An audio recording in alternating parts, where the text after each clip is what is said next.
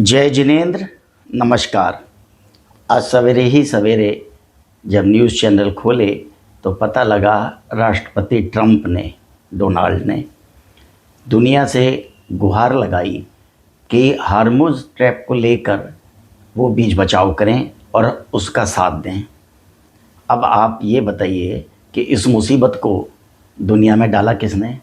क्या ज़रूरत पड़ी थी? आज मुसीबत में है तो वो दुनिया को याद कर रहे हैं, और कल वो अपने को सर्वे सर्वा समझ रहे थे कि मैं कुछ भी कर लूँ, मैं टैरिफ लगा दूँ, मैं ये कर दूँ।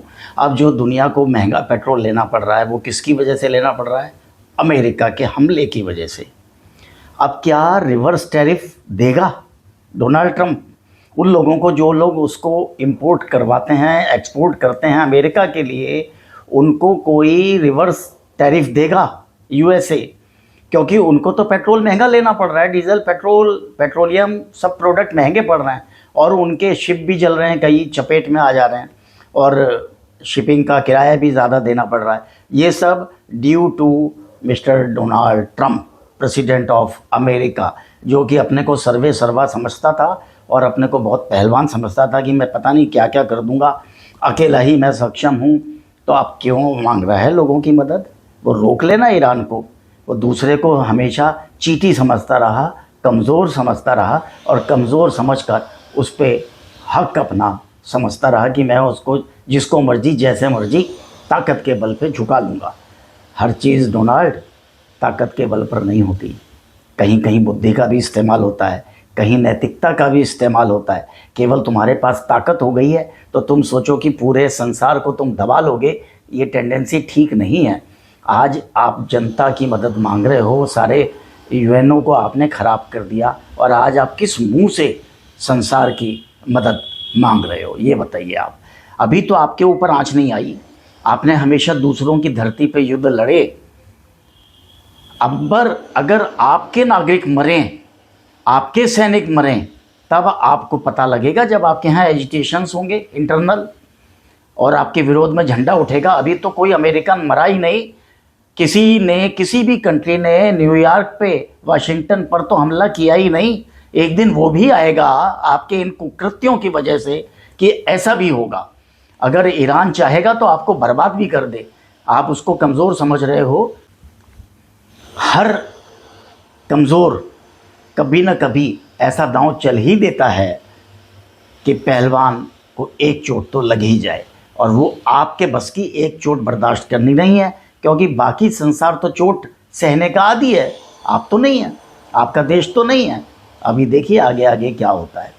आप अपनी इन नीतियों को ख़त्म करिए इमीडिएटली, संसार से माफ़ी मांगिए। मैं ये नहीं कह रहा हूँ कि ईरान सही है, ईरान होगा बेशक गलत, लेकिन आपका तरीका ये भी कोई सही नहीं है। इसने सारे संसार को संकट में डाला है, केवल तेल के संकट में, इकोनॉमिक संकट में नहीं, नैतिक संकट में भी डाला है। अगर आपको ईरान से कोई शिकायत है, किसी भी देश से कोई शिकायत हो, उसके लिए यूएनओ था, उसके लिए कोई और संस्थाएं थी, ब्रिक्स थे, कहीं भी। आज आप ब्रिक्स की मदद मांग रहे हैं, ईरान मांग रहा है कि ब्रिक्स इंटरफेरेंस करे। तो मैं ये भी नहीं कहता कि ईरान का मुस्लिम शासन, इस्लामिक शासन की रिज़ाइम की मैं कोई तारीफ़ कर रहा हूँ या उसके फेवर में हूँ, ऐसा भी नहीं है। लेकिन उसको रोकने का, वहाँ के जनता को क्रश करने का और दबा के रखने का, और उसको उस ट्रैप से निकालने का ये जो तरीका आपने अपनाया है, ये कोई नहीं है। इसमें तो ईरानी लोग मर रहे हैं। आपकी मंशा साफ है, 200 बच्चे मरे वहाँ ईरान के, वो जो निरपराध थे, उनका क्या पता कि उनके विचार क्या हैं आगे। ऐसे लोग भी मर रहे हैं जो पर्दा प्रथा के खिलाफ में थे, जो इस्लामिक रिजीम के खिलाफ थे। ऐसे लोग भी चपेट में आ रहे हैं। आप बताइए, नहीं आ रहे क्या?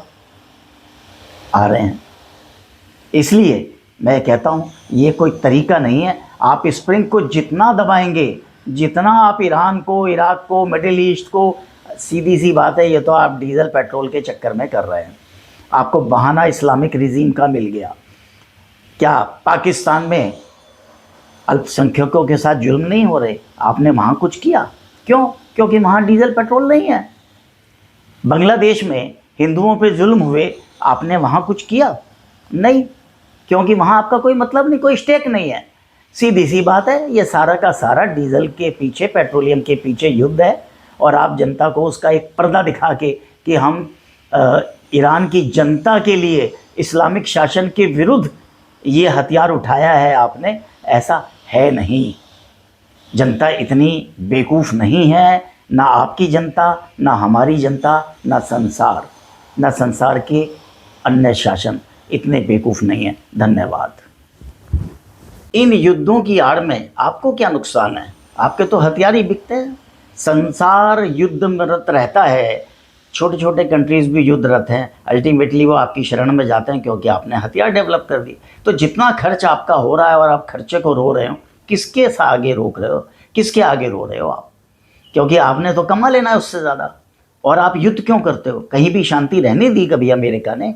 वो इसीलिए वो युद्ध करता है कि उसके हथियार बिकते रहें, उनका कमाई चलती रहे, डॉलर मजबूत होता रहे। तो इस टेंडेंसी को जितना जल्दी हो सके छोड़ दो, नहीं तो वो दिन नहीं जब डॉलर की तरफ कोई देखेगा भी नहीं और तुम्हारी तरफ कोई थूकेगा भी नहीं।